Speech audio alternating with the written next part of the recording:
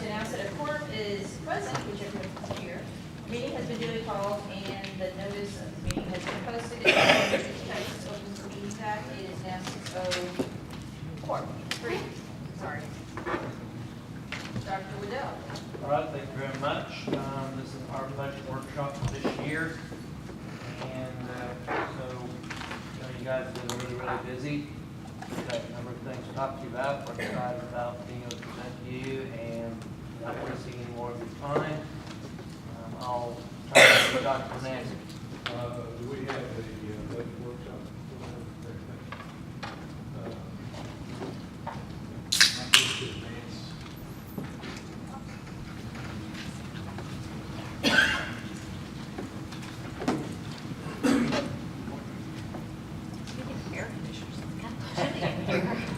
Mark got I didn't a bring up- thermostat. No, I didn't really. Who messed with that thermostat? I thought it was cold, actually. You did. Oh, Jillian, I didn't bring a jacket.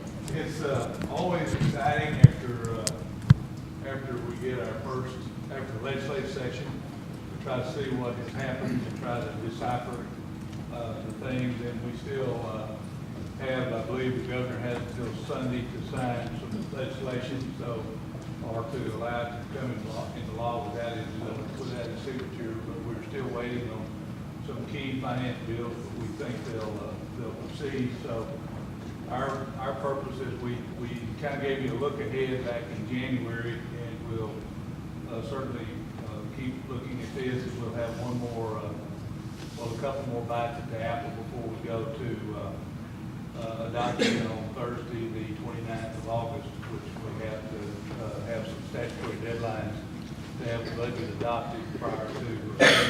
So we want to look at our budget projections for 13-14 and then discuss the compensation options available. We've spend just a minute talking about legislative actions, and Dr. Waddell may want to add some additional information. But the school finance, I distributed an article from the Dallas Morning News last week. The session was better than 2011, but that's not saying a lot. We lost $54 million in 2011. We gained, in round numbers, around 14 million. Could be more if we get more students. But so it's a little bit better. But we did not, as a district, did not make out nearly as well as some of our colleagues simply because of the wealth level of LISD. We are a rich district, but we're not a recapture district, so we're not a very rich district. So we're in the gap of being kind of rich. And that's not a legal term, but that's a pretty good descriptor because we don't have to send money to Austin. We've done that one time in the history of the district, and that was in '06, either '05, '06. So it's been a number of years, and that wasn't a very large amount. So we get to keep most of our money, but whenever the state has given money, at least in this session, they also took away some of the whole harmless money that we have been using to balance our budget. But on the whole, we did a little bit better than we did in 2011. Then the other sleeper in the bill was a TRS bill, which is the teacher retirement system, and it doesn't go into effect until the 2014-15 school year. The district, all districts in the state that do not participate in Social Security or do not contribute to Social Security on the part of their employees will be picking up about 1.5% of employees' salaries. The state will have a one-time transition payment to districts, which will be for LISD. That's about $3.5 million in round numbers. But in 15-16, that becomes an obligation of the district. So we do have another legislative session before then, so it's subject to be modified. But anyway, that's on the horizon. So the state's saying that we have to pay an additional 1.5% of their retirement fund. The state is saying that the district has to pick up another portion of the TRS. And the whole purpose behind that was to make some changes in TRS so that a cost of living adjustment could be given to those retirees who have been retired before 1998, at least 15 years. So we get into I'm sorry, Dr. Waddell, did you want to address any of those other issues? I think from a financial standpoint, the school finance, we won the district court round on our litigation. That's not going to have any impact on us this year. However, Judge Deeds, and you probably already know this, I talked to a couple of you about it when we were at graduation, asked all the litigants if they felt like he needed to hear additional evidence after the legislative session, because there were some impacts from the legislature on school finance, and some of the litigants really wanted it opened up again, some did. The group we are with did believe that we should probably do some additional hearing. So I believe he's going to hear additional evidence. That could slow down the Supreme Court getting involved. It might make some impact. I don't think it's going to change anything as far as the ruling itself. Basically, I think what that's going to be about is that the Supreme Court won't have to stop to consider that information, that it'll all be on record when it gets to the court. So that's not something that'll have an impact on us in this budget. However, it could have an impact after the Supreme Court rules, which we still believe will probably happen sometime next year.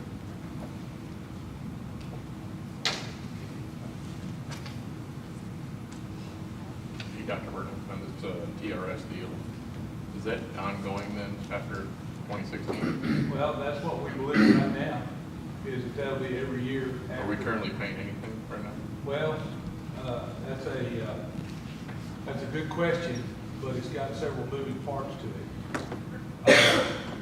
The state for years has established what they call a minimum salary scale for educators for all levels, primarily with teachers and professional people with contracts and degrees. And they established a state salary base. School districts were free to enrich that on a local level. But the states came in some 20 years ago and said that districts would pay the TRS portion of that part of the salary that's above the state base. So the districts began paying a portion of that. Now for LISD, that's about $300,000 a month that we pay what we call statutory minimum. But the whole idea was that that was the amount that the district chose to pay above the state base. Well, it didn't take long for members of the legislature to realize that keeping that salary base low was financially beneficial for the state. So it pushed more of the cost onto the local districts. So now the beginning teacher's salary, state base is $30,000. 29,000, 30,000, I mean, it's ridiculously low and probably not paid by, there are only a handful of districts in the state that are extremely poor, even consider paying at that level. So this 1.5% now will be in addition to that. So, and as we understand it right now, that's going to be a recurring cost from now So on. we're paying double, is basically what you're saying.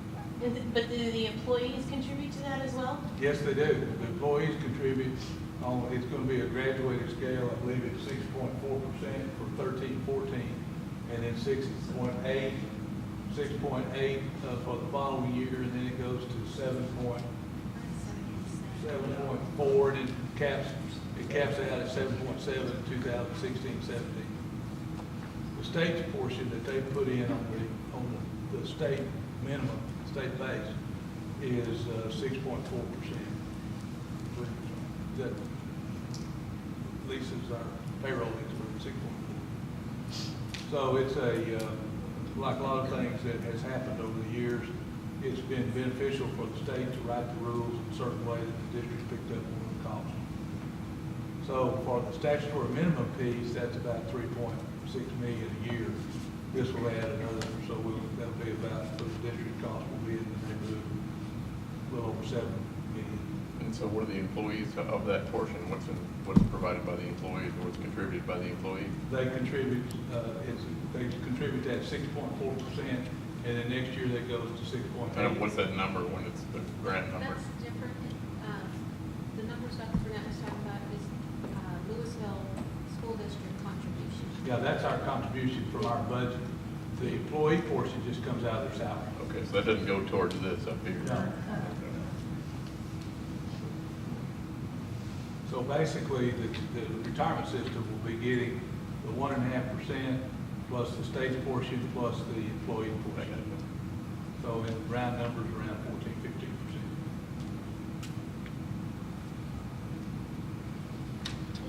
Our LISD budget, we have a number of budgets. The ones that we concentrate on primarily are our general operating budget, which is what we sometimes call just our operating budget or our general fund or our 199 fund.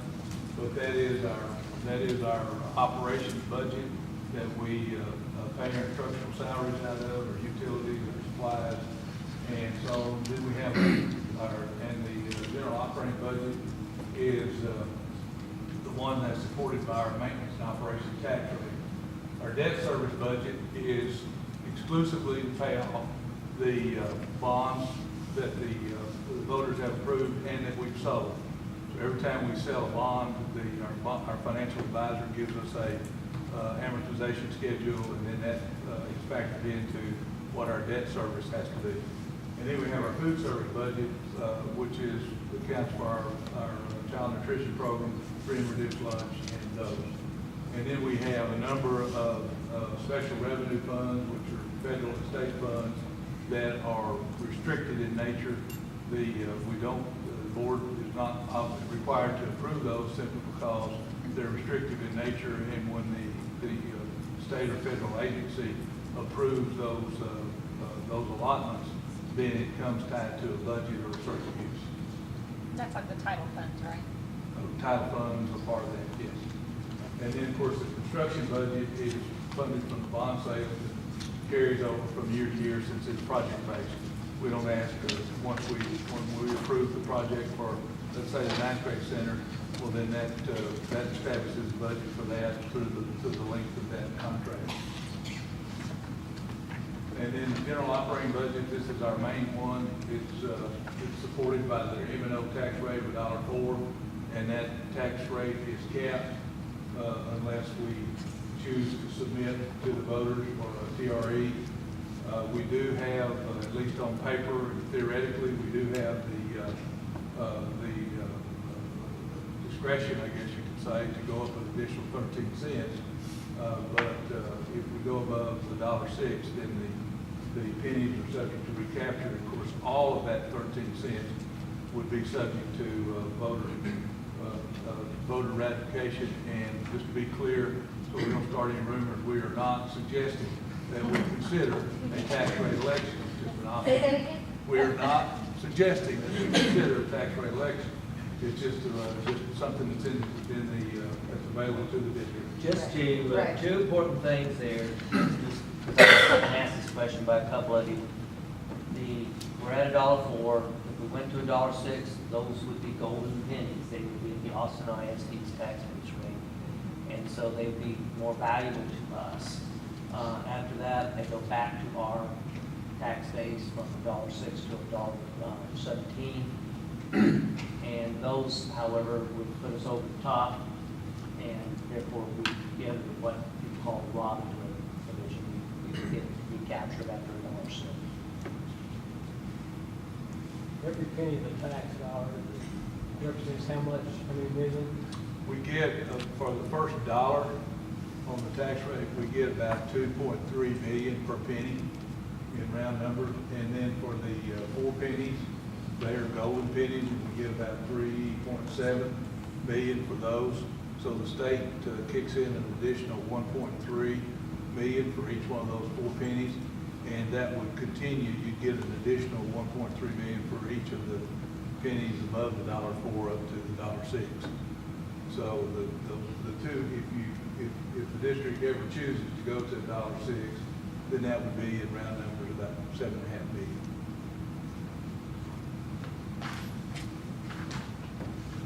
We're not suggesting that. Make it clear. Our general operating budget that receives most of the state revenues through the allocations in the formula, and that's based on a number of factors. A lot of them have to do with our basic allotment, as well as the demographics of our students, whether they're in, whether they qualify for free and reduced lunch, whether or not they are special ed, whether or not they are bilingual, or a number of other student characteristics. And that has been the issue. We have budgeted over the years varying amounts, and that was the issue that was subject in 2011 when we lost over the biennium about $54 million in state revenues. It came from that portion of the state revenue portion.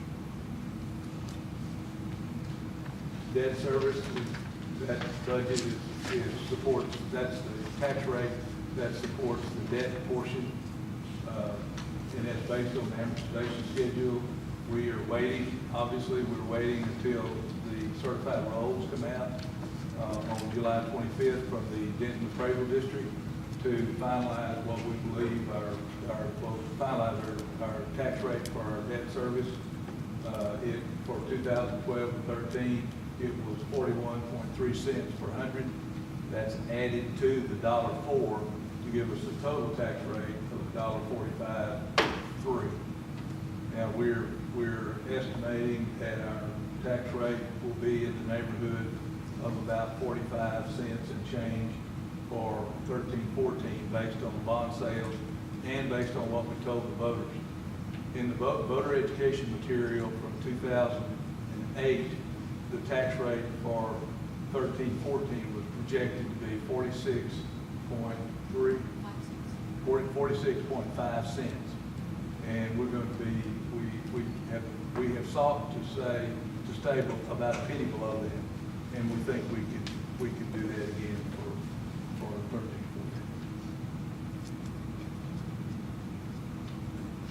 The only way you can have a debt service tax rate is for the voters to approve the bond election, and then of course you sell the bonds. The food service, these revenues come from your local sales as well as the reimbursement from the free and reduced lunches as well as the regular lunches, and the LISD gets a number of federal aid also through commodity distributions, and we contract our management services only with Airmark, cafeteria workers, or LISD employees. So, a little history of our general operating budget before we turn this over to Teresa. In 10-11, we added about $13 million to fund balance, primarily through the Edge Jobs money. You may recall the federal stimulus money that went to the school districts in late 2011, and we were the beneficiaries of that to about $8 million. In 11-12, we adopted a budget that started out with a deficit of about $17.5 million, but we actually closed that gap and ended up adding to the fund balance, and we'll talk about how we did that in a minute. For 12-13, we adopted a budget last August at about a $23 million deficit. We are now projecting that to be closer to $17 million deficit, but we think it'll improve a little bit as we get our final ADA numbers from the year, as well as our start finalizing our actual expenditures for the year. And we thought it would be good to just kind of talk about this because some of you, as you've reminded us, that we seem to do this just about every year. And so we thought we'd at least try to give you some talking points about how we close those deficits. Well, it's a two-sided coin on the revenue side as well as the expenditure side. But on the revenues, we usually we will model our increases in student attendance, and we're usually pretty conservative. So we usually grow by more than what we projected. We don't know that until the end of the year. So we're dealing today with numbers that won't be finalized until some 13, 14 months from now. So we don't want to get too aggressive with those projections. We usually see some increases in local tax revenues. Even when we model our projections, we usually model very conservative growth rates. And historically, the growth rates have been smaller than what we've realized. So that gives a slight bump to the district. We usually get those two things working together, compound with a little additional state revenue than what we project. And then we've, at least for the last 5 or 6 years, we've always gotten more in federal revenues through impact aid and through our Medicaid reporting. Now we get the Medicaid reporting, we get reimbursed from the federal government for those nursing services that we provide to special ed students. And we track those and we chart them, and we get reimbursed for those expenses.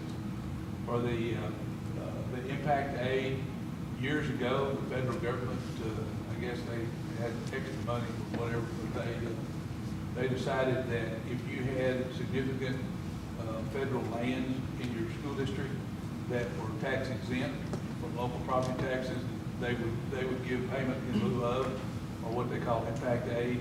And LISD has a significant amount of property that belongs to the Army Corps of Engineers around the lake.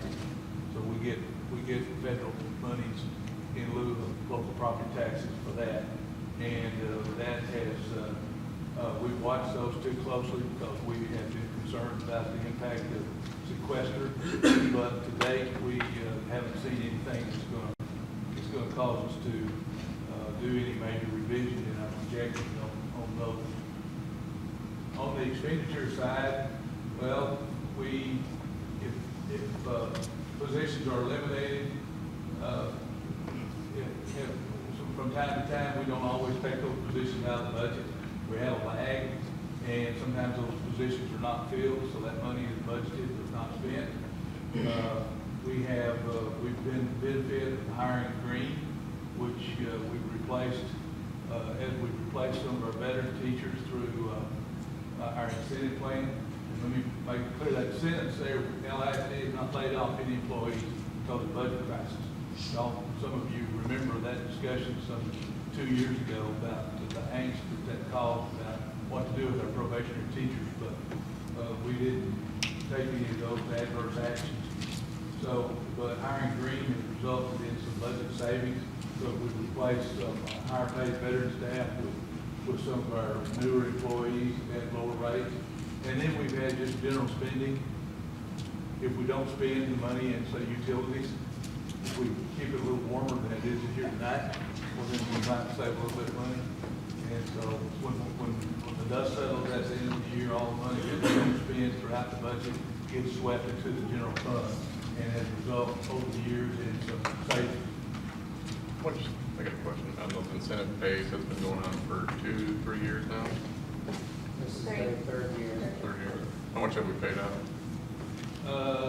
About $6 million in total. Total altogether, about six, How much? about $6 million in 3 years. But I'm not sure we've calculated how much we've been able to save. So we always have to model a budget with some budget assumptions. So we're projecting a beginning fund balance of $130 million, which is about a third of our budgeted expenditures, which is a healthy fund balance for the district with our tax diversity. And the fund balance is really about cash flow, since we don't receive the majority of the money that we start to receive is usually December and January from local property taxes when people start to pay the taxes. So we basically have to make it from the middle of July through August with all those payrolls until we start getting a significant amount of tax collection. We're projecting an increase of about 400 students in ADA, which we think is a little bit conservative based on our past history. We're projecting about 1.5% growth in taxable value, even though currently it appears that we're trending upwards around 2%, maybe a little bit better.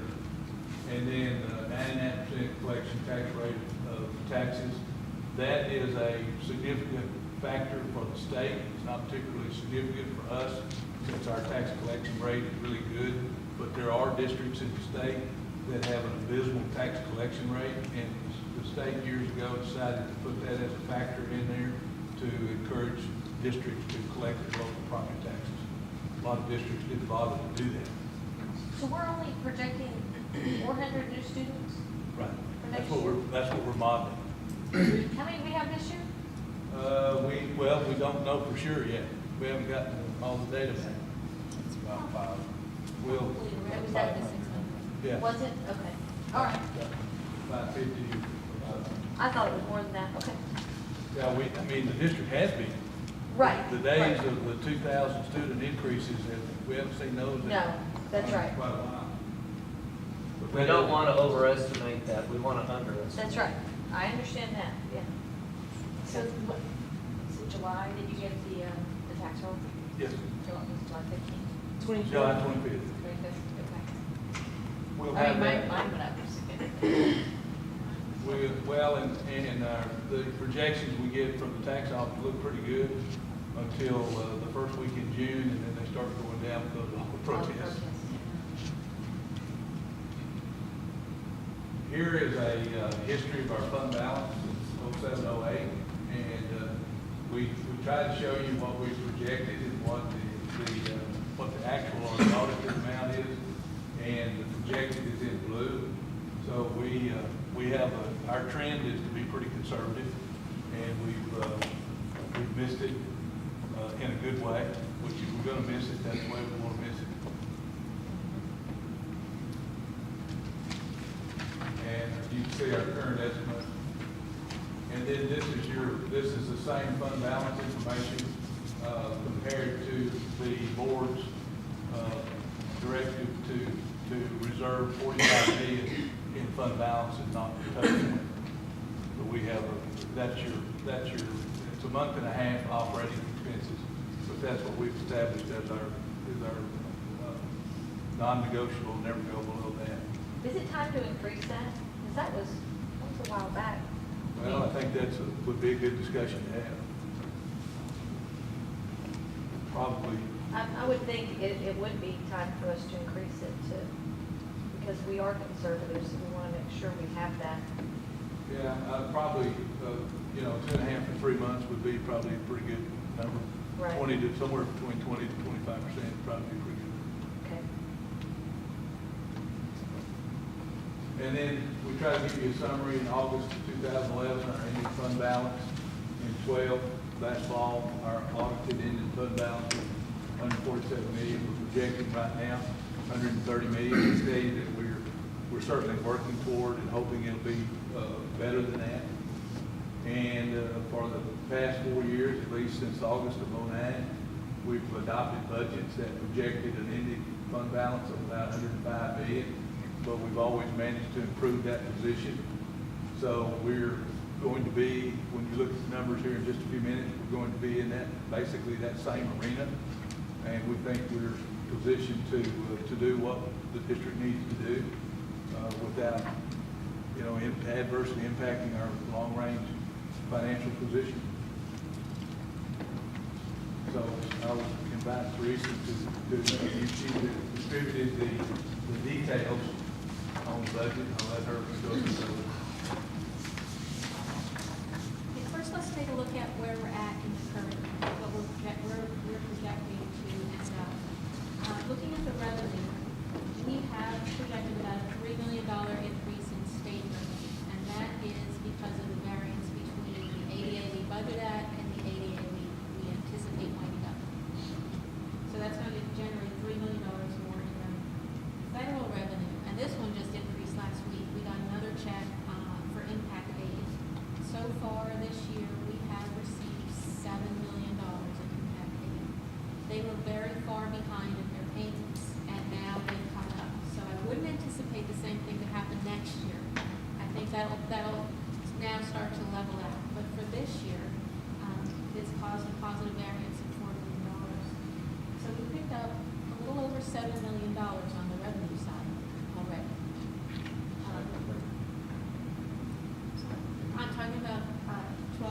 right now. On the expenditure side, the only change I've noted so far is in function 51. We anticipate coming in under budget on the utilities by about $1.5 million. Now, will we come under in other areas? Probably. Historically, we've always come under significantly in payroll, but I would remind you that in the 12-13 year, we did go to budgeting at 99% of the anticipated payroll values. Every year prior to that, we've been at 100%. So I wouldn't anticipate that the deviation would be as significant this year. And last year, too, at the end of the year, our payroll accrual, and you probably have heard us talk about that over the years, we included 2 less days in that. So that reduced our payroll costs last year by another $2 million. That's not going to happen this year. So I do think that we'll be much tighter, but we probably will still realize some more savings. So bottom line for the current year, right now we're projecting a deficit of $14.3 million compared to $23 million. So we're already doing very well. And we're projecting our ending fund balance at $132.6 million. That's a much better way to start the year than $124 million that had originally been projected. So we're starting out better. Now let's take a look at 13-14. The 1.5% projected increase in property values will yield us $3.6 million in property tax revenue. The state revenue, all of the changes in the state, the thing that they changed that impacted us was a change from the regular program adjustment factor from 98% to 100%. And what that means is we get funding for all of our students now. Before, they said that all of your regular program students, we're going to fund you at 98%. Now they've increased that to 100%. And that in turn increases our weighted average daily attendance, which increases our funding. The way the state chose to reduce our state revenues in 2011 was, instead of trying to reduce the amount of money per student, just simply reduce our ability to count all of our students. So it was kind of a backdoor way of reducing your revenues. So if they're paying us for all the students, how much are they gonna pay us for the weighted average daily Well, attendance? Because we're typically we lose money. We're subject to target revenue. Okay. Because of our wealth level. So we're capped at a certain amount per student. That amount changed slightly. And what is that based on amount? the I can't formulas. remember. I think it's somewhere around 54. 54, okay. Because of the changes, now it's at 92.65% or something like that. It used to be higher, but because of the last legislative session, it was changed. So they've increased the formulas in what they say they're funding per student for someone who is not a target revenue district. So the basic allotments have increased, but we don't get that because we're subject to that target revenue limit. So it's still Robin Hood a different way. Well, Yeah. it's a hold harmless provision from when they reduced the property tax rates back in 2006. Overseas.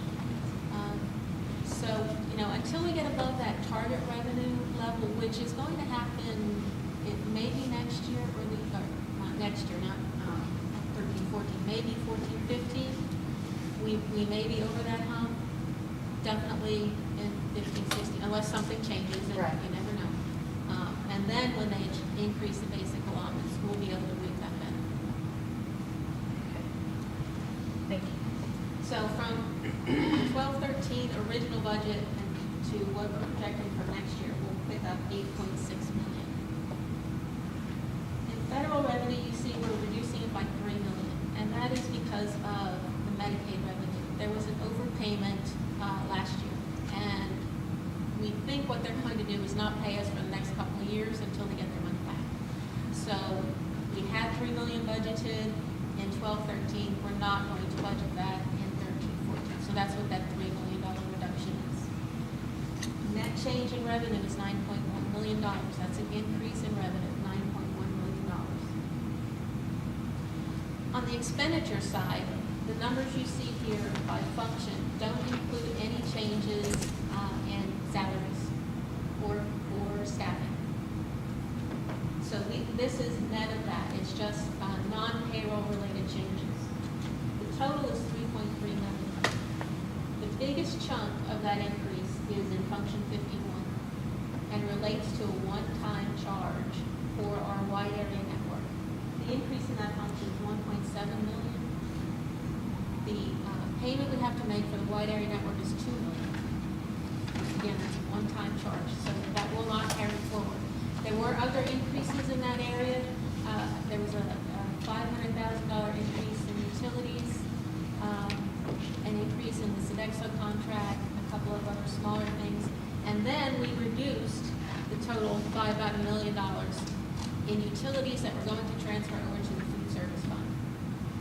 So the utilities related to operating the cafeterias will transfer over there and let them pay for that. And that helps us out in other ways too. To be, this, add a footnote on here, the budget highlights that we presented, that increase in the technology of the $2 million payment on the wide area network. Y'all may recall when we presented that to you, I believe it was maybe in April, could be March or April, and we were talking to you about this. We were advised by our E-rate consultant that if this was an option that the district could pursue, then that was a good option to do it, because the $2 million is E-rateable, and even though we may not see it until either the 14-15 fiscal year, we should get 52% of that amount back to be reimbursed to us, assuming that the E-rate program stays according to the way it's been historically. So that basically means of your $2 million payment, you get about $1.1 million back. So we thought that was a pretty good calculated business decision to go forward with that. And the end result, it will reduce our monthly charge that will be carried in our budget, in our utility budget, to pay for our wide area network provider. And that'll keep that, instead of being around 65 or 70,000 a month, it'll keep that below 50,000 a month, which we think that for the life of the contract, which is a long-term contract. Yes, sir. I don't understand these numbers here, because you're talking about this $2 million payment here, but Right. you saved 1.7 million, and then all of a sudden we're going up to 39 Well, million. I'm sorry. You said we paid out $2 million. Well, we actually had a decrease in the total amount of function 51. We decreased our expenditures, but the net is, we're showing an increase of 1.7 million, Yeah, right. primarily because of the $2 million. But then we're going back up to 39 million. The $1.7 million increase is the change between the originally adopted budget for 12-13 and what we're showing is the budget for 13-14 right now. So you see the 37 million, then you see the 35. 35 Yeah, is I understand that. Okay, so then the 1.7 million comes from the $2 million that will be an additional cost for the wide area network. Then we have about $500,000 as a general utility increase, and maybe $300,000 increase for the Sodexo contract, that's the custodial. And then deducted from that, about $1 million for utilities that we're transferring over to food service. So all the increases probably come up to 2.8, and then we're taking $1 million, moving it over to food service, so that gets it down to $1.7 million. Does that make sense? Because until food service used to be in-house, so everything was charged to the district, but since now we can take all the electrical and all the facility charges, up until now, the school district was taking out general fund. Now we can just take it out of the food service fund, those funds coming from all that, instead of having to take it out of the maintenance and operations. So we're actually kind of using the funds that we're getting from lunches that way, the kids that reduce lunch, we're taking it out of that money, out of that budget, instead of taking it out of the general I fund. understand. How much was that, of this 1.7 million, how much of what was transferred over? We're transferring over about $1 million to food service. Okay. And when are we paying that $2 million for the wide area network? When we get connected. So Which we- that's why it'll be in the next budget. It because- probably won't be before the end of December. Okay, Oh, so we haven't actually paid it yet. that's Oh, right. No, we won't pay it until we're actually connected, I got you. we're actually up and running. That's where I was confused. I thought we already paid it. No, That's no, we in haven't. 13, 14. And maybe we didn't make it real clear, but the last column for 13-14 is compared to the first column. So we can compare original budgets to original budgets.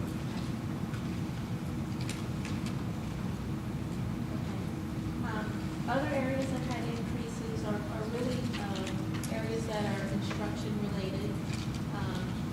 11, instruction, and that's related to musical instruments for students, expanding the dual language program. We increased our campus allocations because our student population increased and our special populations increased as well. So that the formulas produce greater allocation to our campuses. Function 13, curriculum and staff development increased by $429,000, and that is related to we have more first-year teachers because of our incentive program.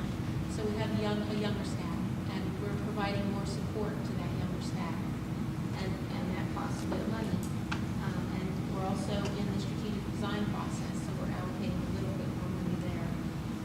In function 31, that increase of $440,000 is related to testing, student testing. There's required summer testing that has to happen, and there's ACT, PSAT, ACT, you can help me, Ready Step, all of that testing that has to happen. So we're funding that. And then there's a $247,000 increase in data processing, which is related to maintenance, upgrades, warranties, and support for our Cisco clients, our new. So those are the major increases. The increases in expenditures total $3.3 million. So the net effect is an increase to the bottom line of $5.8 million. Right now, we're projecting a $17 million deficit for 13-14. Again, outside money, staffing changes, payroll. Okay, question on the testing? Yes. Now that House Bill 5 is passed, will we see a reduction there because it's significantly fewer testing we're giving at least at the high school level? Do we think? I think the short answer is yes, but I'm not sure we can quantify it yet. Part of it has to do with the number of EOCs and the number of retesters with STAR in 5th and 8th grade. And so with a reduction in EOCs, we should also have a reduction in the assessment in the summer. But to do it this So right now, this budget is, I mean, you create this based on, Current, yeah, we didn't try to assume any changes Right, yet. okay. It was as we understand how that impacts our operations, we should be able to answer that question better. And that's not scheduled to go into effect on 14-15, is it? We still have all ELCs next year. no? I think it's going to affect me. It is. Yeah. Immediately is what I read. I have a question. If this deficit is with current payroll, so let's just, what if there was an increase in payroll? What if we did, We've described we have that that. on another page? We have described that below the line there at the. Oh, far well, there you bottom go. line. I see that line item. Sorry about that. I haven't We've looked all the way down. included a placeholder for what we believe would be Maybe I need a the, highlight. a couple of things that we think are worth noting, that general administration, under Dr. Waddell's directive, we've continued to cut in general administration, central administration, so that area shows a decrease in the budget, as well as campus administration, campus instructional leadership. And Can you campus explain what, or, I was actually thinking if there was like a data dictionary, because I know this was difficult for me when I first got on the board, is what do all these functions really mean? I mean, I can see the title, but what does that really mean? Do y'all have something like that that you can send out to all of us, especially our new board members? We shared with them a fairly thick document about those codes, and we'll be happy to send that. Yeah, because otherwise I'll have to dig out. We'll be happy to send that to everybody else as well. It's from our business operation procedure manual. So the reduction in 41 is central office. okay, and so does that mean we eliminated positions or copy paper? We do have some positions Or that we notebook. didn't fill. We did have at least a couple of positions that we didn't fill. And then what is the campus and Instructional administration. instructional leadership? And principal. So we didn't fill principal No, positions? no principal, younger. Oh, okay, going green on that level. Right. Got it. Instructional leadership is really, it's not the campus personnel. It's kind of the instructional administration. So it's Dr. Waddell's department.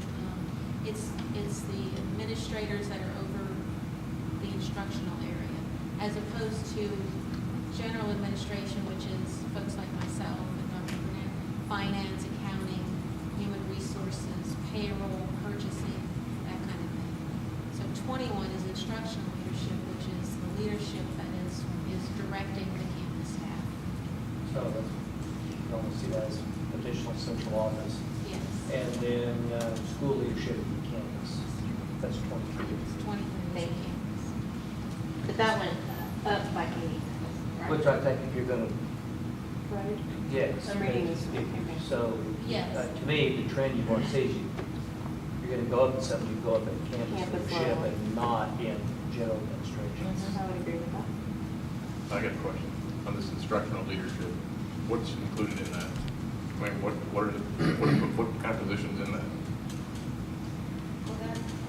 So A lot our of it is division in, supports everything relative to curriculum, to instruction, to assessment. So strategic design is hugely in what we do as part of making our learning and teaching more engaging. So all those coaches are in that number? The strategic design coaches. And we reduce staff. Okay, one of y'all is saying yes, and one of y'all is saying I don't no. know, what org or what function have you put in the 860s? Strategic design. Strategic design is 850. I can't recall if they're all coded to the same functional area or if they're split between staff development and instructional leadership. They may be in staff development, which would be 13. I don't recall, but we can certainly look at that. Give me some titles, I think, Dr. Rose, give me some titles. So we have content supervisors that work in our division, people who can go out and not only help with engagement, but the depth and complexity to which students must learn. We have, excuse me, I think I was my words now. We have everything relative to bilingual, English language learner, world languages, gifted, talented, advanced academics. If it has anything to do with learning at all, then we're part of it. So on this instructional leadership versus general administration, those could be put together? well, some of it maybe arguably could.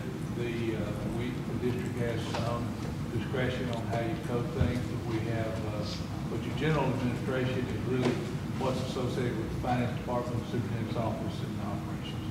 So, but what I don't know is other people do budgeting like this. They have instructional leadership versus general administration. These codes are given to us by the state.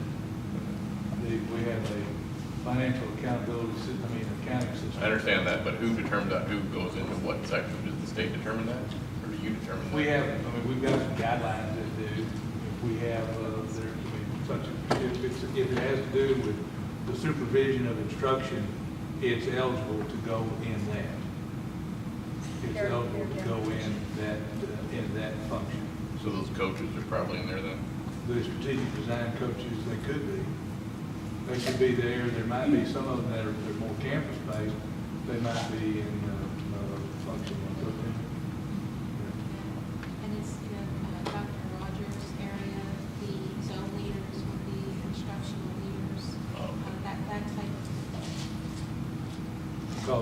they're providing It's kind of administrative. support to the instruction. Yeah, but they're less, the way I look at it, Mark, is they're less overhead than others because they have a direct impact Well, on that's the kind classroom. of, isn't it kind of funny math by putting them in there and saying they're not central administration? I mean, they are kind of really. Well, yeah, they are. No, I agree with you, but they're They're less, set, right, that's, they're less of the typical overhead because they have a direct impact on the campuses. One thing, the state, and there's also national, like the National Center for Educational Statistics.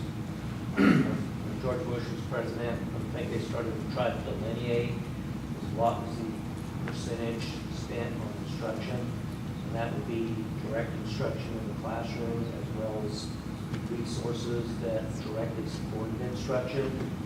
And, you know, for NCES, they were looking at a 63 to 65% breakout on that, you know, what they wanted to see, and that's kind of taken up by a lot of state governments, including Texas. You don't hear as much talk about that anymore. That was an important statistic in the early part of the last decade, carrying through that. So, you know, I think one of the goals in setting up this kind of accountability system and delineating in that way was to figure that they felt like most people ought to figure into that instruction percentage, even though they may be, as you say, at the central level. Well, where does Kevin fall? I mean, you over the zone leaders, do you fall in that number? 21. So you're at 21? We'd be happy to give a list of the personnel, the employment, might be considered central office personnel that fall under the instruction board. I would like that. That might be useful. Isn't it just kind of, I don't know how to put this, but is it a title that gets you in that number, or is it gets you down here? it's the work you do. They're, in the Teams accounting code, there are discrete definitions So I for, guess painful, better than dues. I fall under 41 Okay. with Probably the clearer administration. thing is what's general administration. There's probably better guidelines on that. And it's specific with things like the superintendent, the business office, which includes payroll, youth and human resources, as well as the business office, purchasing, accounting, budgeting. Those are defined as being function 41. And you really have to be included in one of those areas to be included in function 41. If you don't do those things, you need to be somewhere else. So my last question is, I know we had a bunch of assistant superintendents before. Where did they fall? Most of them were 21. The CFO was 41.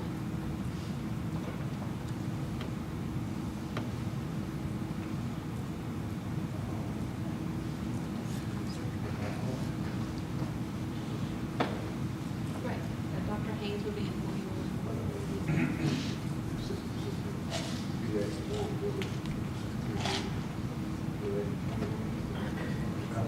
Most of them were 21, except for Dr. Haynes and okay. We'll follow up on that. Thanks. So, we wound up with 17 million as a deficit, carry forward fund balance of 132.6, that would leave us with 115. So what would a 3% raise cost? Right now, we're saying it's about 9.8 million, which would leave us with that magical number of $105 million as our ending fund balance for 13-14. Does that include us moving the range, the salary ranges? Because this would be, if we give another increase, this would be the year that we would have to move that range by 1.5%. I think the short answer is yes. I think Brenda's going to be up here, Brenda's going to going talk to about that a little bit. So, So I'll say hold that that question. off. Yes, she'll get into more detail on that. Okay, if there are no more questions about the general fund, we'll move on to debt service. Okay, for 12-13, we're looking at a projected deficit of 1.3 million, and that's after reporting all the bond sales and refunds, which will leave us with a ending fund balance of 22.2 million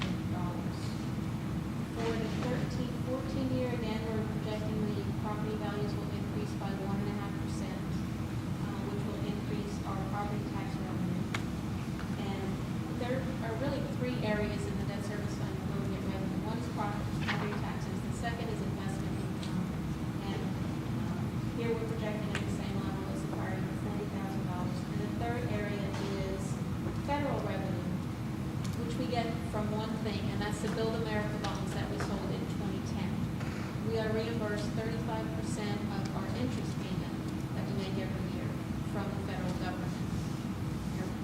You did get a letter that says that that will be subject to sequestration next year, up to 8.7%. So we did reduce that amount by 8.7%. So that was a total revenue of $107 million at a projected tax rate of 45.12 cents. We came up with that 45.12 cents as the rate it would take to balance the budget at a 1.5% increase in property values. So you can see the bottom line is zero, which would leave us with the same ending fund balance. Now, if the taxable values increase by 2.5%, which is where they're at right now as compared to the prior year at the same point in time, now that doesn't mean it'll stay that way, but if it did wind up that way, we could lower the tax rate to 44.68% and still have a break-even budget. So we won't know that until we get our final values, but this is what we're looking at right now. If that scenario plays out, then we'll be about 2 cents less than what we told the voters in 2008. Okay, let's move on to the food service fund.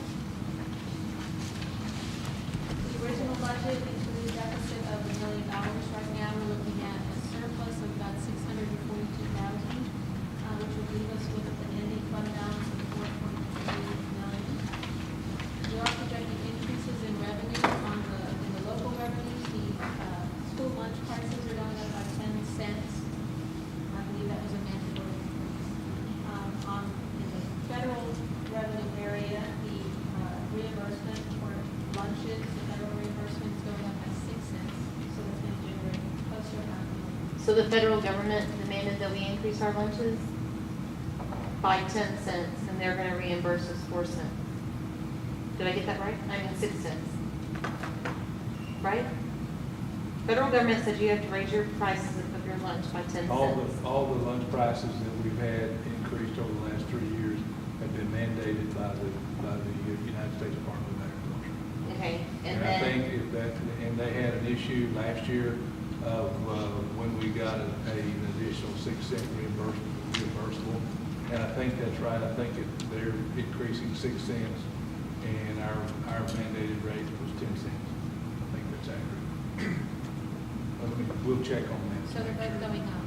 That's the information I was getting. well, then why didn't they just tell us to raise our lunch prices by 4 cents? Well, no, they told us to raise it by 10 Because cents. not everybody has 10 cents. So everybody's gonna pay 10 cents. And then in addition to that, they'll reimburse us. Carol, look at the numbers. I got it. Okay. Sorry. So we're going up by about $500,000 revenue. On the expenditure side, we're increasing by about $1.5 million. And that includes that $1 million that we're transferring over for utilities. In addition to that, there is some added cost for upgrades of equipment and dining facilities and repair and maintenance on equipment. So the net change there is $923,000 increase to the deficit. Leaves us with a deficit of $1.9 million and then an ending fund balance of $2.3 million. And we do have restrictions on our fund balance in the food service fund. We're not allowed to maintain that at more than 3 months of our operating revenue. So we don't want to let that get too high. So it's a good thing when the expenses are through. Are there any questions? Have we gotten that food service fund down under the radar? Because I know we were getting dinged for it being too high there for a while. We didn't know that, but we finally did. Right now, we're okay. Okay. Under the radar. And it's usually you get above the 25% level, then, so if we were to exceed about 6 million, then we would start getting those letters. Did we use that's the study to decide where I just forgot the name of the study, my brain. Facility assessment. That's it, to decide what we were gonna repair, and do we use that? We have for for the food service. Yeah, 'cause I know there's kitchens that really, We asked you, we recommended to you a month or two ago Right. to do the work in Heritage. Heritage, like that, and that's yeah. all being funded out of food service. right. And Okay. we're planning some expenditures, some reimbursements to the kitchen equipment and Marcus and fireman when they put them on the background center. That, some of that money will be reimbursed to food service.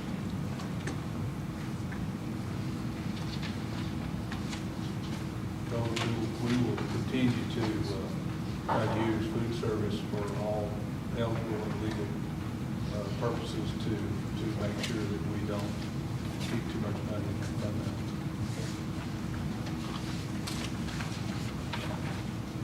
Any other questions about for Teresa about the budget before we go into the compensation piece?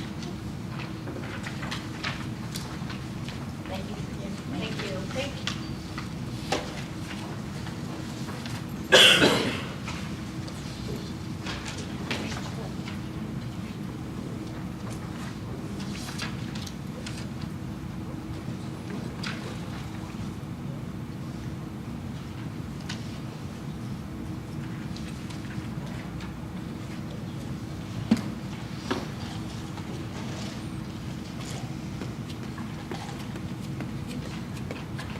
I have a very brief summary of some of the compensation recommendations. The first page you've seen before with the slight modification. This is basically the insurance increases mandated by the state. It looks at where our employees are currently with the TRS Active Care 1 HD that has replaced the TRS Active Care 1 plan. And this is updated with the 2013-14 numbers. Open enrollment is closed for the fall already. It will open up again in August. But these numbers are reflective of when it ended in May. What is TRS active care? TRS Active Care is our insurance. That's our Through the health state. insurance. Health insurance through the state. There's 3 levels. There's Plan 1 HD, Plan 2, and Plan 3. There has been a significant increase depending on the level of insurance. And we went through this at a previous board meeting, but it goes through, if you look at the 2013-14 columns, you can see in each category or level of coverage how much the increase is, whether it's employee only, employee and child, employee and spouse, employee and family. If you look at the bottom, the most significant item that we want to point out is really we have an average teacher that we have singled out. We're going to call her Jane. And she is an average 3rd grade teacher who has an annual salary of $48,000.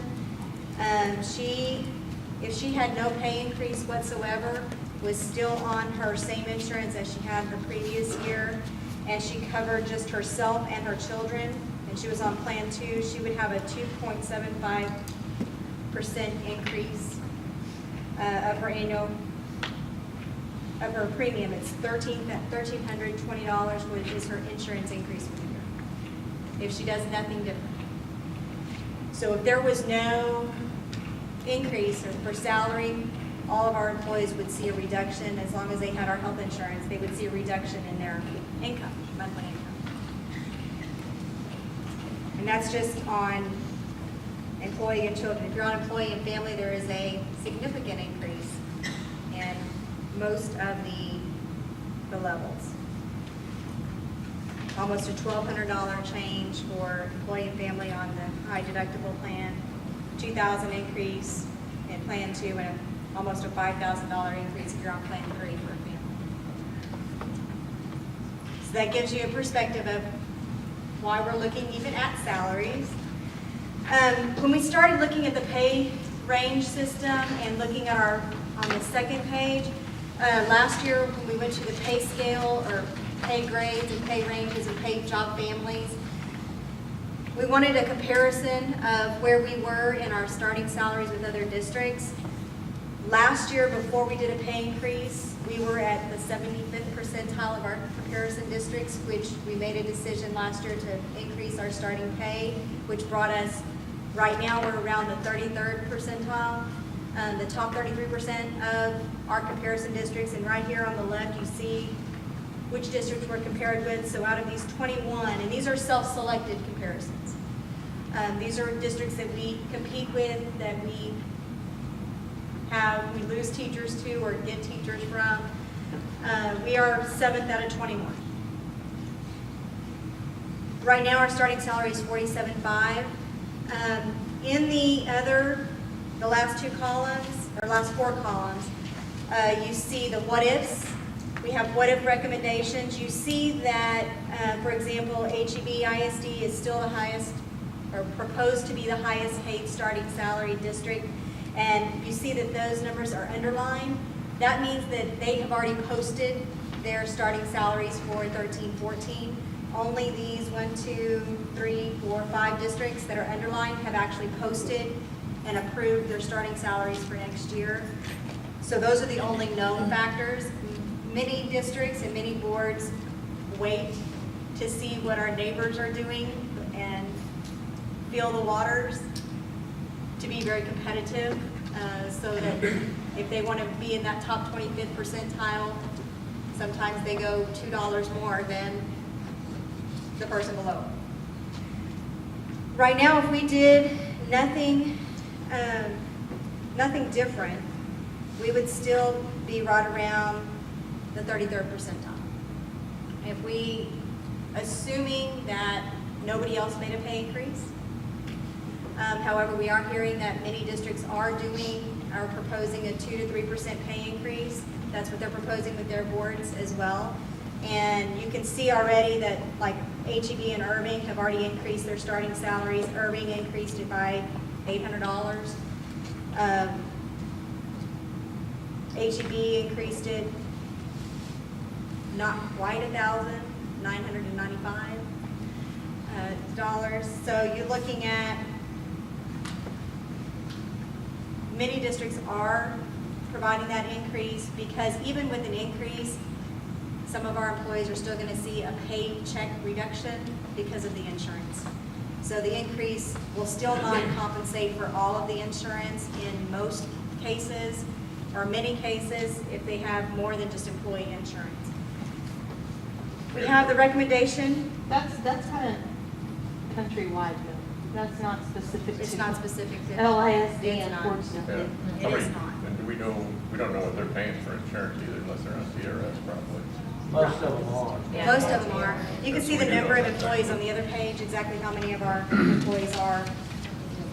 another TRS insurance is kind of like the black hole. You Yeah. get sucked Yeah. into it, and once you're in, you can't get out. Yeah. That was a bad try. Assuming that other districts are doing a 3% pay increase, that doesn't mean that their starting salary increases by 3%.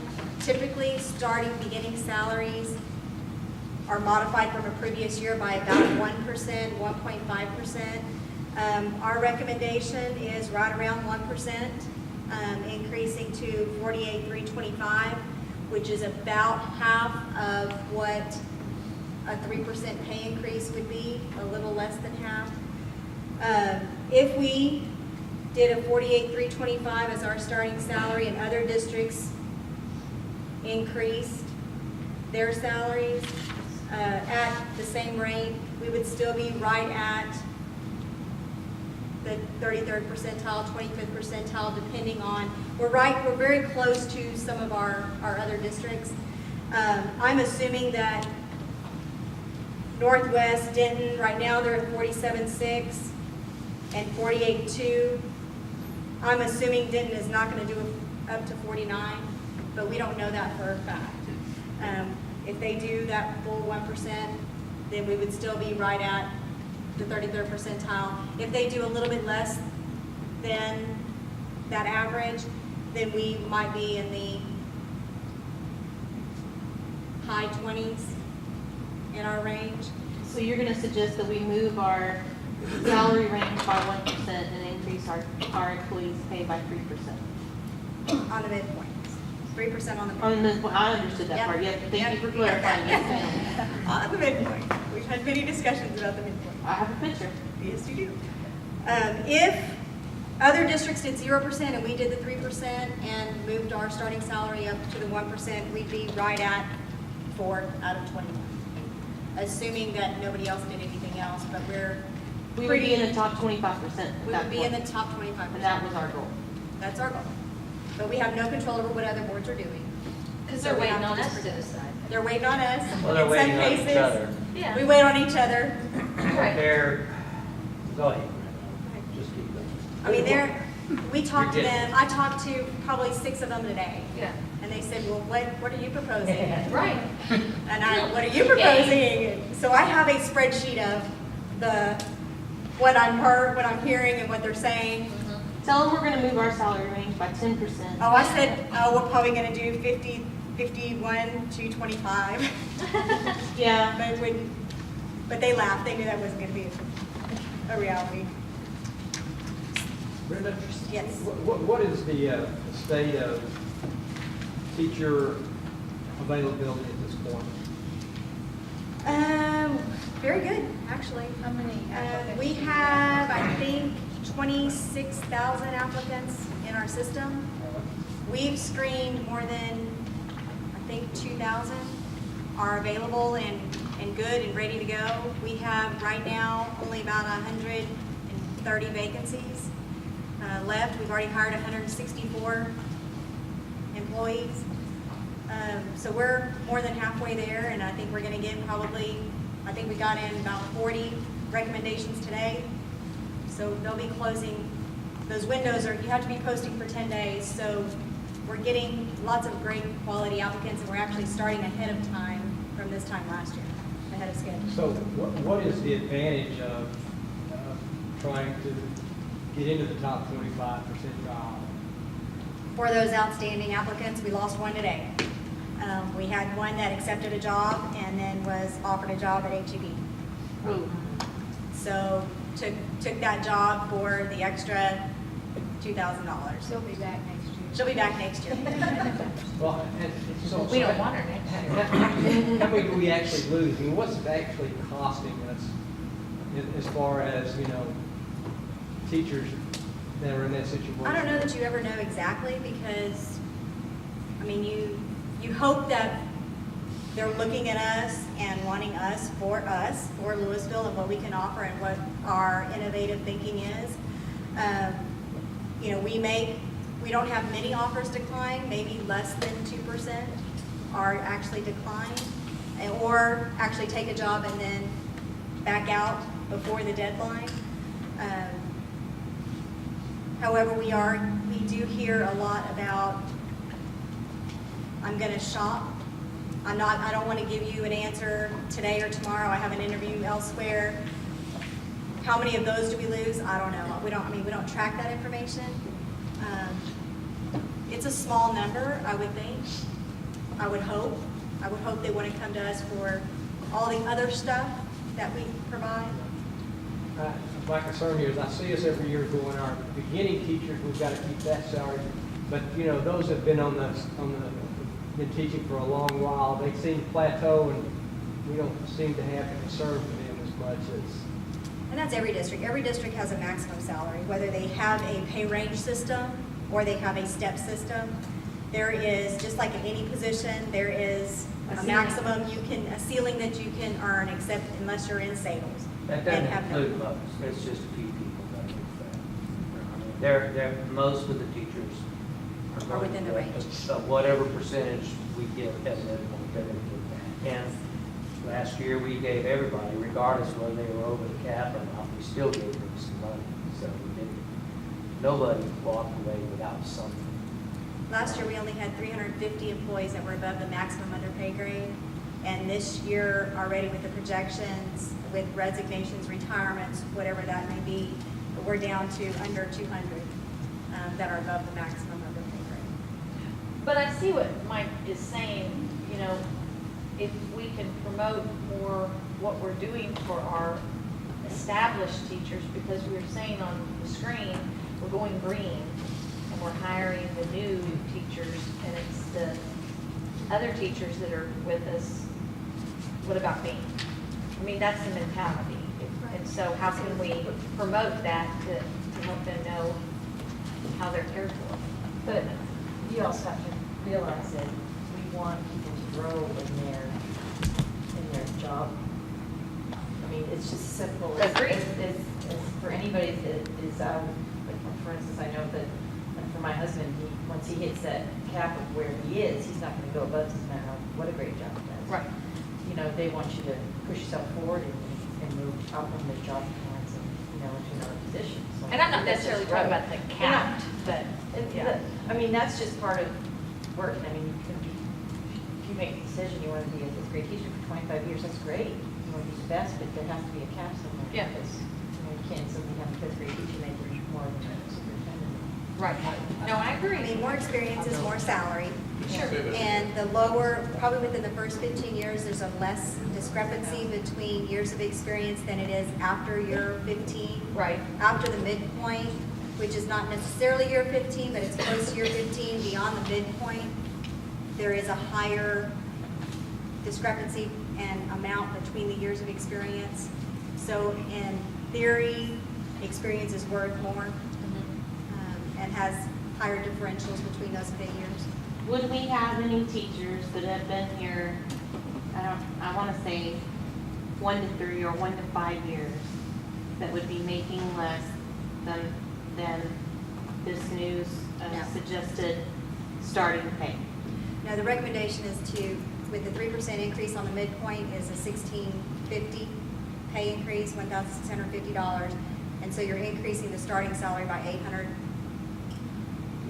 right around, not quite. So you're still ahead of what a first-year teacher would be. We're not going to have to do any adjustments if we do a 3% and then raise the minimum. Where last year we had to do, a first-year teacher got $1,500 plus $300 additional dollars because we raised, because our starting salary was so low compared to where we ended up. This year we wouldn't have to do any of that. And can I ask you about the hiring green?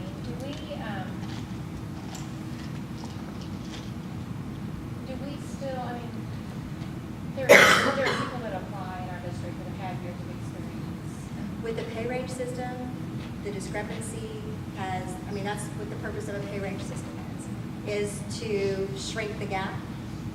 So whereas maybe 3 years ago, 2 years ago, a first-year teacher was significantly cheaper than a 10-year teacher, there's really only about $2,000 to $3,000 difference now. It's about $200 a year in the first few years. So we actually have been hiring, teachers with 3, 4, 5, 6 years experience. We've hired a few with 15, 18 years And experience. do campuses get that? I mean, do they ultimately have to say who is hired on their campus? As long as they meet all the other hiring. No, I Yes. understand that, but I mean, we don't say, we don't want anybody with 10 years experience. I mean, if they have an applicant that has 10 years experience and they're the most qualified candidate, would we say we don't want them because Yes. they're gonna cost us too much? If or it's beyond- 15 or whatever? We have hiring parameters with the compensation plan. HR is only allowed to hire at a hiring point. There's certain parameters that are in our compensation plan, and it's online. Anybody that's above the midpoint or within 10% of the midpoint has to be approved. So, I mean, we've taken several that have had to go through the approval process, but those are approved. We have many of our coaches, many of our band, many of our AP physics, our chemistry. You have to have experience in a lot of those areas, and you can't limit yourself to, I need a first-year teacher out of high school or college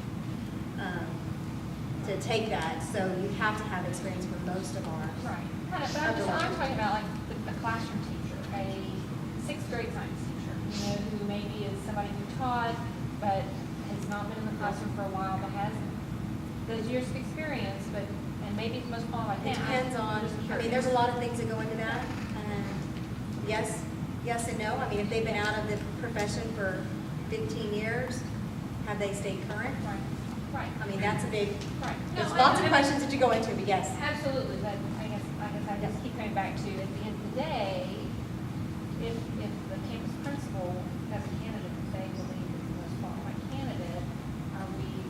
They have to justify it. They justify it. And, obviously we have to balance a couple of things. we have to watch our money. And most of our money is in personnel. And we just can't ignore that and just allow costs to get out of control. So unfortunately, we're in that reality. And, you know, if we were in the days we used to be in years ago, we wouldn't have to be thinking about this, but we're not in those days. So we have to consider that. But we also have the consideration we want the best talent we can get. So we expect the principal to take that into consideration. We don't have a hard and fast rule. If they really believe that this person with a lot of experience is going to be a lot more expensive, they can bring the case. But we expect them to make good judgments on that. Because they also, our principals, and they do this, they have to keep in consideration where the overall district financial picture is as well. So we ask them to make good decisions. So, you know, hire the best teacher we get, but also keep in mind, we have to balance our, we have to keep our budget under control. And most of our costs are personnel related. Okay, I have a really dumb question. We have an excellent teacher that comes and she wants to work for ISD because she's excited about the strategic design and all the great things that we're doing. But she's been teaching for 15 years. But she's applying for job A and it only pays, and I'm just throwing a number because I don't know, $30,000 a year. But she was making 40. Can she still apply for that job and say, yeah, I'm willing to take 30 because I want to work here? Oh, I mean, they don't get to dictate their salary. well, y'all kept talking about years, so I was Yeah, that's what wondering. I'm confused. I mean, you have. I was wondering if they say I have 10 years experience, that means that they're in this slot in the range or something. Pretty much. I mean, pretty much we don't, if that's where their experience is, then that's where we place them. We have criteria for placement of a new hire.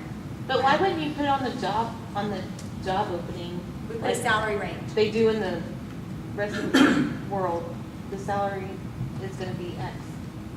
Well, because it depends on experience. We have a salary range. We put the salary range on there, and then depending on what experience they bring with them, it counts as different percentages. Like a teacher, a new hire coming in as an administrator. If teaching was required, they get 0.25% above the minimum salary for up to 10 years.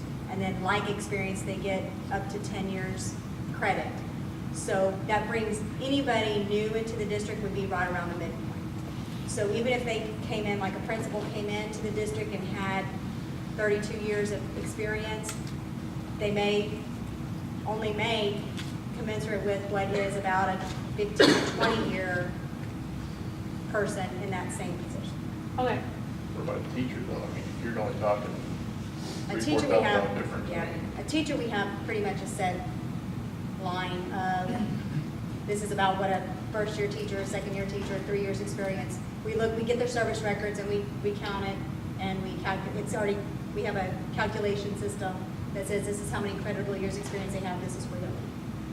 And so is that, I mean, just, We don't modify, we don't pay a teacher lower than what their years of experience are. oh, so okay, that's my question right Yeah. there. If you have a teacher or coming in, we hired one not too long ago for, I think, a physics or some of our specialized areas had 24 years of experience. That's what they're paid at, 24 years of experience. So there is kind of a set level where they would be at 24 So you do years. still have somewhat of a step We in have, that pay range. we have levels and hiring ranges and of where they're hired in at. But that's changed every year. It's not exactly set because remember last year we combined 18 different schedules into one. And so you have maybe a teacher with 6 years experience that is not the same as a new teacher coming in with 6 years experience. Not everybody with 6 years is on exactly the same salary because we made the decision last year not to have anybody have a reduction in salary. So they were on the old career ladder. They were on this special pay scale. So we still have a little fluctuation. That's why we don't say midpoint is this many years of experience. Because there's like $1,500 wiggle room there.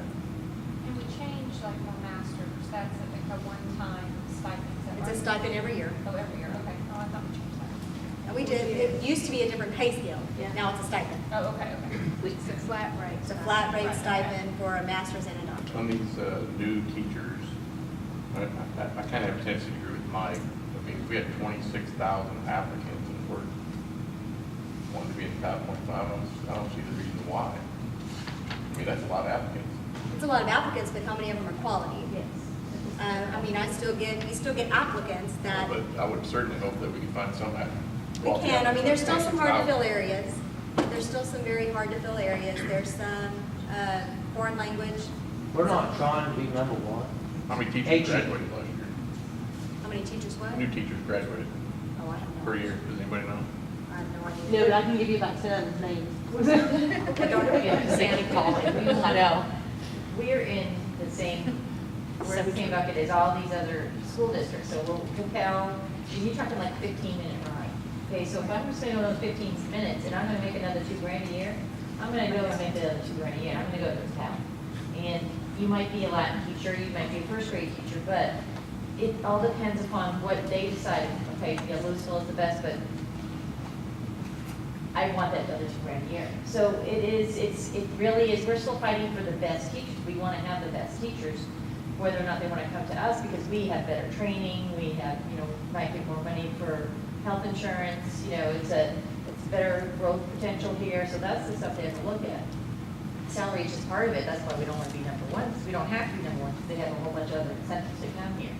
But it's still a fight, because some of them don't look at that incentive, because they're first-year teachers, and they don't know about all the other stuff, they learn that later on. So it's just a constant battle to get the best and to keep the best, because they might come here a year, and then somebody, their classmate from UNT from 3 years ago says, hey, you make another $5,000 here, so why don't you come here? So it's just a battle, it's a constant. So that's what, when you 100% say. agree with that, but what I'm saying is, I'm here saying we're closing that gap between the experienced teacher and the new teacher, and so why don't we just go get the experienced teacher then? That's gotta, I mean, Well, that's what she said. What we to are. keep the, We're, by doing that, we're hiring more experienced teachers by closing that gap. For those So, specialty things. Yeah, it's not as extensive because of that. But another thing I want to add on this, I was over in Burville for a number of years, and Tarrant County paid more than Dallas County did. And HEB, it was always, seemed like it was always a contest, Burville's not on this list. we But excluded them. maybe they dropped off. But it was always a contest between Burville, HEB, Northwest. It was a pretty fierce contest. But I guarantee you, HEB, let me back me up on this, wants to be that number one. That's a goal of theirs. Well, I and don't They do think we it. should get in their They do way. it every year. We're not trying to do that, but I don't want to be in the bottom quartile. I only want to be in the bottom half. It's part of it's like what Carol says. It's we want to be competitive, and to me, we need to be getting the best teachers. It's not a question of, we don't want to be mediocre. We don't want average teachers. We want the best teachers. But the other part that goes along with this is compensating our people for the hard work they do. The word's compensation, and it's not just these are not hourly workers. We ask a lot of our teachers, and they work hard, and it's recruiting, but it's also rewarding in a way too. It's going, we appreciate what you do, and you work hard, and I'm pleased that we close that gap where we were in paying teachers and then where we are now. And it doesn't trouble me to drift a few percentage points, but I wouldn't want to move far from where we are relative to these other districts right now. So it's, there's still a distance. I think it's a combination of remaining competitive as well as getting good compensation for the people who work here. Well, I think the insurance increases are the biggest. Well, this year it certainly is. It's huge. It's almost like we're staying flat with what we're proposing. Right. Mark, this is a conversation we have every year, and it always bothers me that we have all these statistics and all this information brought in about first year, but I'd still like to see in those upper ranges, how we're staying up with, the competing districts also. Just for, We have that. I have that already. I just didn't provide it. one other question, Brenda. You said that those that applied had to go through approval process if they were above a certain level. What or who is the approval process? Dr. Woodell. Okay. So what is the approval process? The word I prefer is who, not what. Yeah, the who. Yeah. It's, you know, I just want to hear the justification for it. You know, I want to hear what rationale the principal has, and, you know, why this is a good decision, the best decision for the district.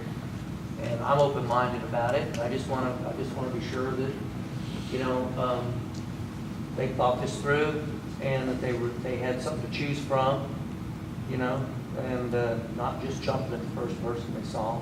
There's several things I'm going to ask her when they come in. If they've got a good case, then I'm going to go along with it. They typically, I mean, they have to prove it to me first, and then if I'm semi-convinced or mostly convinced, then it goes to him.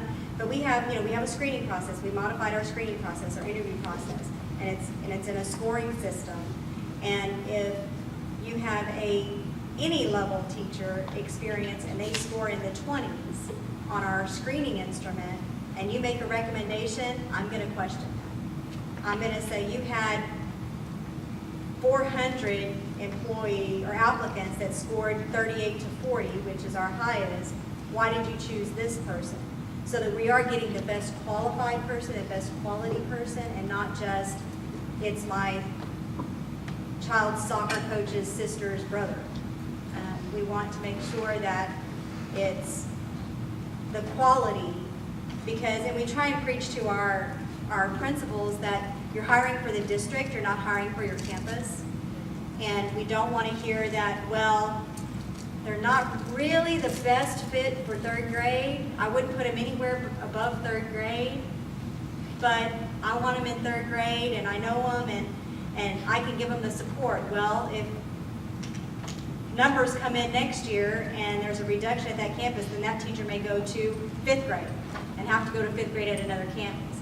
And so we try and preach that we are hiring for the district and not necessarily just the campus level. What does that mean? Because the expectations of somebody at Central and somebody at McCullough are going to be totally different. They are, but we have the same general expectations and general requirements. So you want them to be technologically savvy. You want them to have those high instructional strategies, concepts, and everybody has to have those things. There's some common things. And when we do have that shifting of staff, we do try and keep them in a similar situation. So like if they come from a McCullough and there's a reduction in McCullough, we don't put them in Central, if at all possible, because sometimes that's a shock if they're not used to working with that type of student, the different types of parents. Same thing with the Central teacher moving to McCullough. We don't try we try and keep them in the same type of Title I status, because we have a lot of teachers that actually have Title I loans, loan forgiveness. And so if we do have to transfer, we try and honor and keep them in that status so they can continue to have deferred loans, deferred payments. We try and keep them in the same zone. We try and keep them near their home. There's all kinds of things. I mean, there's a lengthy process that we follow to make sure they're still in the best fit. When you hire a new teacher, there's disadvantages and advantages to hiring a new teacher. Absolutely. The learning curve is extremely high. You get to simplify it that we're going to teach them our way. They're going to learn it our way. But then I hear, well, let's go ahead and give them a raise. We don't even really know how they're going to turn out. Right. I mean, it's to entice. I mean, it's out of those 29,000 applicants, we want that top 10%. And in order to keep that top 10%, we do have to be competitive. Because that same outstanding teacher that, graduated 4.0 at college, if they have those options, everybody wants the same people. Every district wants the top 5, the top 10% of the hiring pool. And we have to be competitive so that we're not getting the 25%, the top 25, or the top 30. Don't get me wrong, I don't want to get bottom. Right. But what you're saying, the competitive salary is what gets those people to look at us. Absolutely. And our And application their system. And our application system is a consortium system. So, we're in a consortium application with Region 10. So those 29,000 applicants are not just for LISD. Many of them are for other districts, and we get notifications, and if we like them, we start calling them and saying, hey, do you know where we are? Do you know that we have schools in Frisco? Do you know we have schools in Plano? Because many applicants don't know how large Lewisville is, and that's why we did go with the consortium application, because we're not just Lewisville. We are a greater area. I know some people pick school districts because that's where they want to live. I noticed that Frisco is way down here at the bottom, at 46,000. That they are at the moment. Can you explain that? Part of their ease is that they're fast growing Faster. businesses. So they're hiring a lot of people, Yeah. like we were back in the late The 90s. people want to live there, basically. But they're hiring. That discrimination factor, yes, they may be discriminating, but maybe not to the level we are, because they have to have teachers there with 2,000 to 3,000 to 4,000 kids a year. They're getting a lot of turnover out there. They do have a high. They have a high turnover rate. That doesn't make any sense what you just said to me. If they wanted a lot of applicants, they should hire up, shouldn't they? Not necessarily, because, So to keep it lower to get more applicants? I mean, they're hiring faster. Like we used to. There's not a need to have a high beginning salary. So they don't want to pay as much because they got more people that they're hiring. Right. They don't need to. I have a question. Last year, when we discussed the budget and the pay scale, we also talked about stipends, and that we were gonna review that whole process. It is under review. Is it now? It is. Because we went And through we the whole have some school year. proposals I for just leadership wanted- team that we're gonna finalize some of those proposals for stipends. So that'll come to the board in the next couple of months, maybe? Whenever we have our next budget Yeah, time, okay, it is almost completely ready for review. okay. Thank you. On the last page, it just talks about what a 2% and a 3% pay increase would be, and what the overall financial impact would be on the different pay families. We have 6 different pay families, or job families, and just the overall impact of what that would be. Remember, on our job families and our pay range system, the increase is on a midpoint.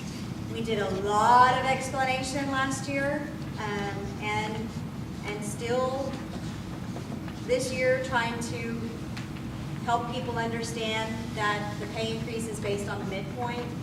I think we're gonna be in a better position to where everybody understands that there's just a flat increase for my job and my pay grade. Everybody in the pay grade gets the same dollar amount increase for the same job. Overall, when you see the district totals, with a 2% pay increase, it'd be right around 6 million, and a 3% pay increase would be right around 9 million, but that does not include any benefits. It does not include stipends or anything, so you look at another 10%, couple of $1 million for the additional benefits amount that's associated with the pay increase. This is just base salary. Base salary. We think the number that we plugged in there, the 9.8 million below the line, is a pretty accurate number of a not to exceed. So we don't know what decision's going to be made, but wherever we end up on this, then that would be the maximum impact to the budget. And so if it falls out to be whatever it is, that would be the maximum. We gave you all these 2 levels because first of all, we believe that's what all the other districts are going to do. 2, 4, 3%, somewhere in that range. That keeps us steady with where we're at right now. It also, we are recommending 3%. We think that we can afford that given where we are in our fund balance picture. And also given what our employees will be experiencing from the insurance increases. So that's what we're recommending. However, we want to model 2% for you as well. As choice, and also that's what we believe the range of increases will be in all the other districts this year. Can we have another option, and you're probably gonna say no, but I'm gonna ask it anyhow, where we do a combination, some job families get 2%, others get higher than 3%, so that we can help make up those losses that they're gonna incur? I wouldn't recommend that. I think you would. I think we ought to be consistent on that. I will say, since you asked that based on the insurance, that one thing that was done several years ago, when the state was requiring payments on insurance. I don't know what LISD did, but a lot of districts did this. The thing is, you don't know what's going to happen year to year. But I know that districts, one time only for the people that were on the lowest part of the pay scale, because there was some coverage, but I don't remember the exact details, you probably do, but we held some people harmless on those insurance increases. There were some years back when the state, they put in $400 a year for certain non-exempt employees. They started out one year when the state didn't do anything for the school finance. They put in $800 stipend for teachers, and then they reduced it by half the next year. That has since gone away. Anyway, there were some graduated times, and it was not easy to keep up with the accounting. It creates a nightmare out there. It's a nightmare. The state has done some things they wanted to. Not if you're saying this job family gets 2%, this job family gets 4%. I think you walk into murky waters if you start making Yeah. practice of doing that. Seems like we'd be back into our 18 categories almost. What's your justification for doing that, Brenda? Well, because some of those job families, their base pay is significantly higher than the teachers that you were asking about earlier. And it would benefit those teachers that are not seeing the increase as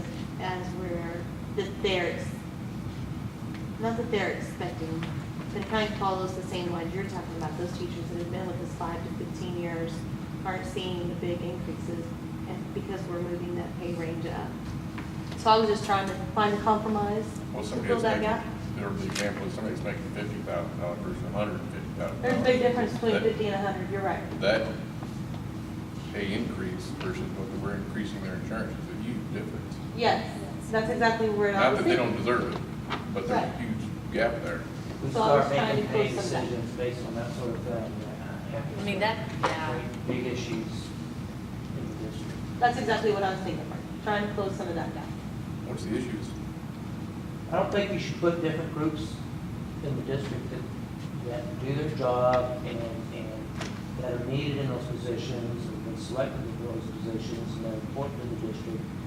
In a sense, you start getting into maybe saying you're trying to help a group, but you're also, at the same time, you're saying this other group is not as valuable to you when you start doing that. And they all contribute. They all do their part for the district. And, I'm not in favor of saying, we're going to give you on a percentage basis more than we give you because you happen to make more or less. I think that's not a good practice. And I understand that, but at what point do we sit back and say, okay, this group, needs to be raised? Because the fact of the matter is, if somebody's making 100,000 at 3%, what they're going to be making in 10 years as opposed to that person that's making 45, 50,000, there's a huge gap, and the gap gets bigger and bigger every year. What do we do to ensure that we stay on a fair and even keel on that? Well, That's why we do a pay range system and we pay on the midpoint because, When they all have different qualifications. I mean, some of them may have gone to school longer, they might have had extra training, and it's just like corporate America. Nobody gets paid the exact same amount, and you have different experiences, different schooling, different things. Well, they all don't get the same pay raise either. Some You don't corporations pay do some. Wow, no, they don't. 3%. My Most of corporation- them right now, they don't give any pay raises. They don't Yeah, I was care gonna say, about we all got the healthcare. same amount. We're talking about it. I mean, life's not always fair.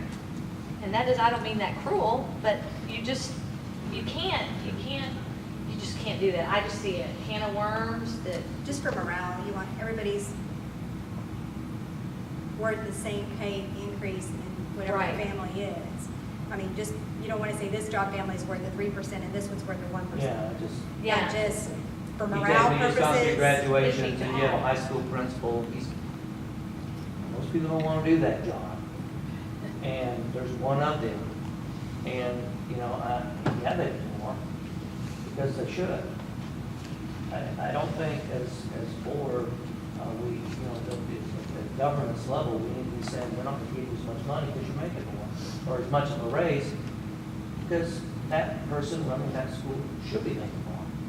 You cannot compare that job to other jobs on campus. You can't pay them the same. If you did, you wouldn't get people to take those jobs, and that would understand. What if you come up with a way that you can contribute more to the teacher's insurance? It would be the same issue. Huh? It would be It's the the same. same issue, I mean, would we say that, okay, since you have a family, we're gonna give you more money? The single person who's worked just as hard as that person there, but they get appropriated. So, Yeah.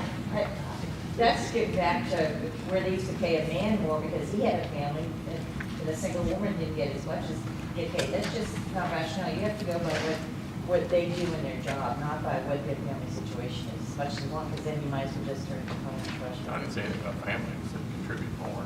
It is true, well, because not everybody's on, because you got parents, you got people that aren't on this health plan because their spouse works. So Oh, it's just, it yeah, gets, well, it that, I gets would screwed. agree with So, that, because some people and aren't you're taking gonna it. get, you're gonna give the teacher here that doesn't have it, she's not gonna get the extra money from the Yeah, well, that makes LASD sense. because, you know, so that's, you just can't hit them, you can't hit everybody, so it's just, because we've talked about that before, especially when we used to be self-insured and it was just a mess. And so, Like that, because some people aren't taking it, so Right, they're, not everybody takes so it wouldn't be it. fair to them. Yeah, because if you look at the number of we have 1,600 employees, so you talk about 2,200 employees that are on it, and how many employees we have, over 6,000 employees, not everybody uses our health insurance. So, About 43. I'm just looking at this other thing here, but I'm just saying that we don't have, yeah, so we'd be leaving out a portion of our employees that might be self-insured because of other issues like that, so you just can't. We only Like had Kathy 14 said, the employees cap- drop insurance, It's okay. and they might have gone with a spouse. We And don't insurance know. will go up again next year, I heard. Every year. Every I don't year. anticipate it Hey, stopping I don't know. anytime in the near future. So Yeah. anxious. I would take their increase over what mine is. Yeah. thank you.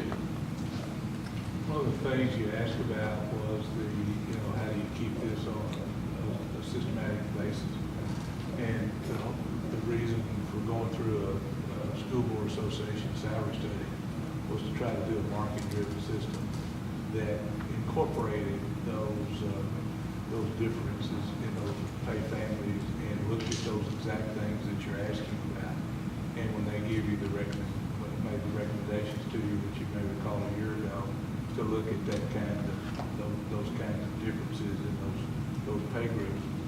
And dealing with the School Board Association salary studies over probably close to 20 years, they've never recommended that I know of doing a different level, because once you get the baseline set, then that incorporates your differences in the job families, and then you apply the percentage at the midpoint to produce otherwise, and that keeps your relationships. And now, whether you have to do a revalidation study about every 5 years to make sure you're on track, but it's that percentage at the midpoint that preserves your relationships among your pay families. So it comes down to you're qualified and chose to do this particular job. So from that point forward, we have this rational system that's also market-based, that we're saying anything you do, that's going to be aimed at your particular job that you're qualified to do. So when you say that, I understand that. On the School Board Association, when they came back with the recommendations, do they give every school district a different recommendation? Well, they have, obviously they work for the school boards. Yeah. And so that one of their functions is to look at that, but they're not going to recommend that you do different percentages to your different levels. If you do that, then over time, you'll skew those relationships, and it will have destroyed the reason you set them up in the first place. Yeah, no, what I'm saying is though, that you went to the school board association to get this study done to see how much people are supposed to get paid. So do they look at where you live and all that? I mean, Yes. so I'm not gonna get the same answer in Midland as I'm gonna get You can have now. the same system, but The different level, The- different numbers. But the Market. cohort groups Okay, are going, okay. the cohort comparison groups are going Gotcha, to. okay. So it's compensation considerations. that's That's basically what. what we just. Yeah, we're done. I'm just saying we're done. That's more- That horse is dead. Good, thank you. Thank you for all your hard work. Yes, thank you. Thanks. Probably. And here are what we perceive as our next steps. As Dr. Waddell mentioned, and Linda mentioned, we'll make a recommendation on compensation at our June board meeting. We've got a budget workshop that's scheduled for Monday, August the 5th. That budget workshop is important because by then we will have our certified values. So things, our projections will be somewhat, more, we'll have more definite data. Then at that workshop, we will ask you to consider the notice that we publish in the paper about our budget hearing and our proposed tax rate. And we don't think our proposed tax rate, what you saw on the sheet tonight, the 45,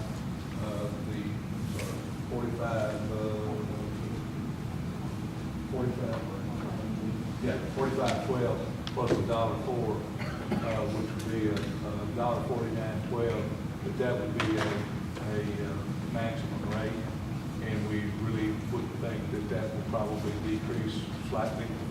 So we'll have that number for you on, at that date, and then look ahead on the 29th for our special meeting that we have our budget hearing. We adopt the budgets, the three budgets, the general operating, debt service, and food service, and then we'll recommend the adoption of the tax rate. And those are our next steps. Where would we look at increasing that 45 million in fund balance? If y'all want to have that discussion, then we'll bring it back as an information item. And we probably would start that cycle maybe in August. And we're certainly agreeable to start that discussion. Well, I think it's something I think Kathy had a good point on that. I think that it's something to look at, and if you think that's a recommended, if you think that's I don't know, I'd just like to hear the discussion on it. Yeah, it was actually we said that back in, I think it was 2004 or 2004. Yeah, It was either 4 or 5, because it was actually recommended by, when we were going through all the bond ratings. Yeah. But then, the bond rating companies actually suggested that we do it because it would help improve our rating, and it did in some ways. But it also, at that point, we also got dinged by the state for having that, but then it's kind of switched a little bit. But they wanted us to, didn't they want it to cover 3 months of our They operating did, but budget? And see they- now, Yes, they told us that over here, and then over Exactly. here, they still dinged us for it. yeah, So, but we that still would be a want whole it. discussion is how much would, are we still gonna get dinged on one report, but, yay for the bond rating, so that's what it was, from what I remember. And truthfully, it's a discretionary number. We can set anything we want, but it's not binding to any board. It's not gonna change really. I mean, all that Right. means to me is that's kind of a level that you just don't want to descend to. Right. When you're getting there, it's kind of like your gas gauge. Right. When that little icon goes up, Right. you don't want to hit that No, according point. to my husband, it's a quarter of a tank. So, I mean, when you're there, when that icon pops up, you better find a gas gauge. Yeah. Or make sure that you got the Link Burnett's phone number. Yeah.